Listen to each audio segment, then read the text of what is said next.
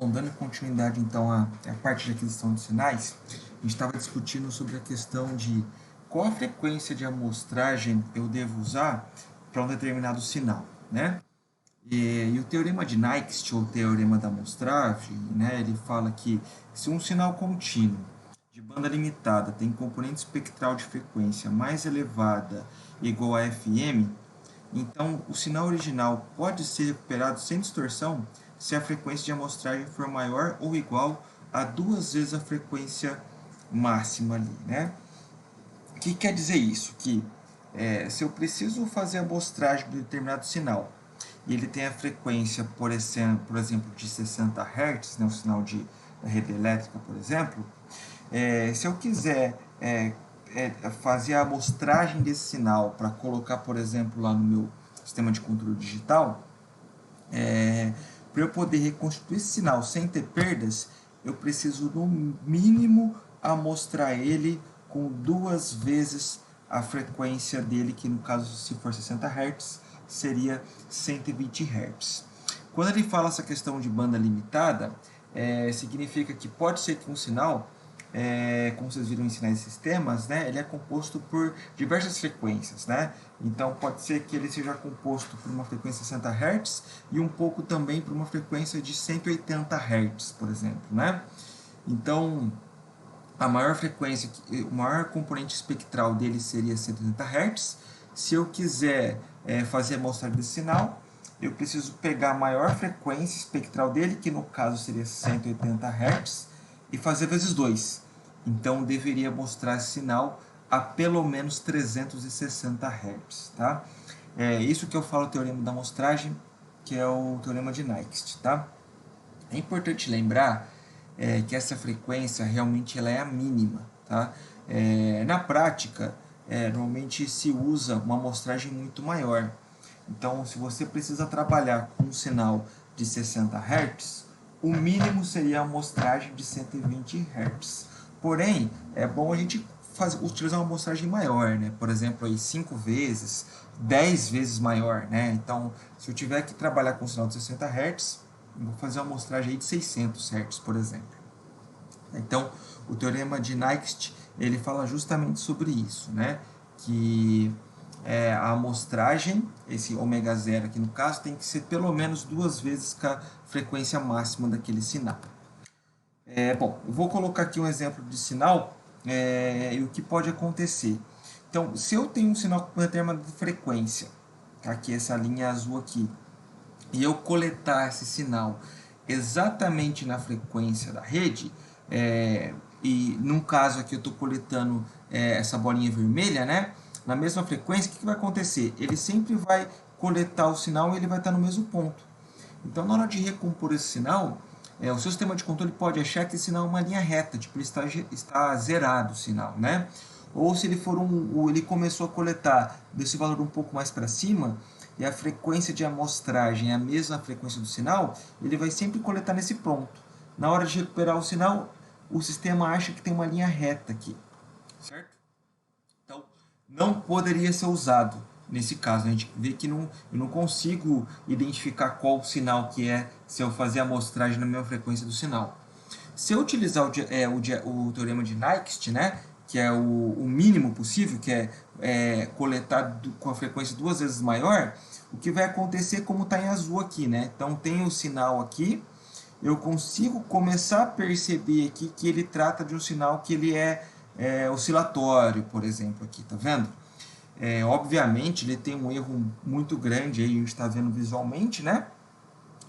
Mas daria para começar a coletar. Tem só um problema nesse caso, se você coletar justamente no momento que ele passa pelo zero, a gente acaba tendo o mesmo problema que o anterior, né? E nesse aqui de baixo está um tempo de amostragem, né, que é 10% a menos que o mínimo que o Nyquist recomenda, que é o que está em vermelho. Então, se você percebe que já começa a ser um pouco melhor para poder ver esse sinal, tá? Então, essa que é a importância da frequência de amostragem, tá? E por isso que o ideal não é trabalhar exatamente com o Nyquist. O Nyquist seria o mínimo, tá? Na prática, a gente acaba pegando um valor muito melhor muito maior, e quanto maior o valor, mais perfeito fica a reconstrução do sinal. Aqui eu trouxe um exemplo de um sistema elétrico mesmo, e eu gerei esse sistema elétrico com algumas harmônicas, né?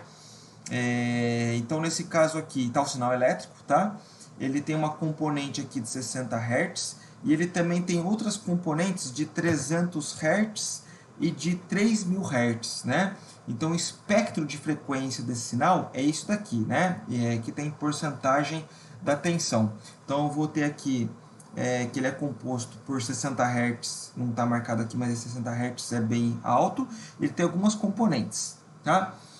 Se eu quiser reconstituir esse sinal utilizando o teorema de Nyquist, o que o teorema fala? Você pega a maior frequência que compõe aquele sinal, no caso seria a frequência aqui de 3000 Hz, e faz a amostragem pelo menos com 2 vezes o valor. Então, para esse sinal, se eu quiser recompor ele, a minha frequência de amostragem deveria ser pelo menos, ou deve ser superior a 6000 Hz. Certo? O que pode acontecer se eu não utilizar o teorema de Nyquist, né? Se eu começar a coletar com uma frequência menor? Você pode ter um problema que a gente viu lá, que é você não reconstituir o sinal adequadamente, né? Isso é chamado de efeito aliasing, o aliasing. O que acontece é que esse efeito faz com que o seu sistema não consegue identificar exatamente o que está acontecendo com o sinal. Então aqui tem um caso típico. Eu tenho um sinal, que esse sinal que está em vermelho, com uma frequência relativamente alta, e eu vou fazer a amostragem desse sinal com esses pontos em preto, né?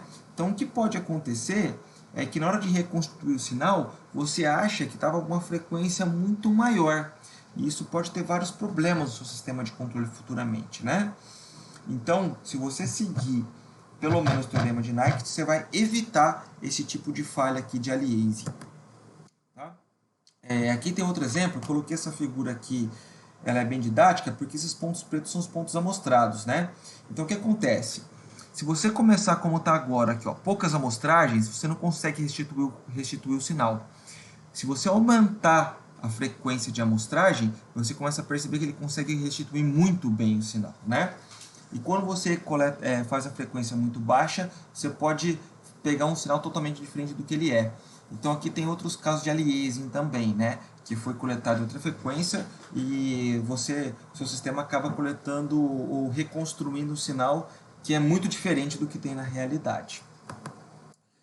Bom, eu vou passar aqui alguns exercícios para a gente trabalhar, que é o seguinte, tá? O primeiro, eu quero que vocês indiquem qual é essa frequência de amostragem não ocorreria um aliasing, tá? Então, no primeiro caso, eu tenho um sinal senoidal, tá? Um sinal senoidal que é feito por x de t igual a cosseno de 2π μ t. E aí eu vou poder amostrar ele com frequência de amostragem de 8000 Hz, 1600 Hz e 100 Hz. Quais desses sinais aqui não ocorreria o aliasing? Certo? No segundo exercício, eu tenho um processo, um sistema de controle, né, um processo, e eu estou trabalhando ele com várias frequências, né? Para saber como ele responde a essas frequências, eu estou usando até um diagrama de Bode, né? Então, qual deveria ser a frequência de amostragem que eu deveria coletar nesse sistema de controle aqui com esse diagrama de Bode, tá? E eu sugiro aqui 7 radianos por segundo, 20 radianos por segundo, 70 radianos por segundo. Qual eu deveria usar para evitar que ocorra aliasing? Então, eu gostaria que vocês dessem um pause aí no vídeo e tentassem responder esses dois exercícios, tá certo? Eu vou seguir em frente aqui passando a resolução deles. Bom, no primeiro exercício, a gente vê que aquele sinal que foi criado, ele tem uma frequência de 1000 Hz, certo? Então, eu tenho um sinal senoidal, que eu preciso fazer a aquisição de dados, e ele possui 1000 Hz, tá? É até um pouco mais simples que o exemplo que eu tinha mostrado anteriormente, que era composto por várias frequências, né? Bom, se o sinal tem a frequência de 1000 Hz e pelo diagrama de Nyquist, né, o teorema da amostragem, eu preciso usar a frequência de amostragem 2 vezes a máxima frequência, que é 1000 Hz, eu preciso amostrar com pelo menos 2000 Hz. Para atender pelo menos 2.000 Hz, a única alternativa que seria capaz seria a alternativa A, que é de 8.000 Hz. A de 1.600 Hz e a de 100 Hz não seria suficiente e eu poderia ter problemas de aliasing. No exercício 2, quando a gente olha aqui o diagrama de Bode, né, a gente poderia pensar, por exemplo, aqui num filtro passa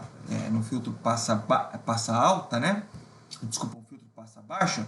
O que a gente vai perceber? Que o sistema responde bem, né, até uma determinada frequência. Ele vai ter um pico aqui de ressonância, né? E a partir de certo ponto, o que acontece? Mesmo se eu der um sinal de referência, um set point de referência, né, com a frequência muito elevada, o sistema vai ter uma queda muito grande aqui, né, para as frequências altas, tá?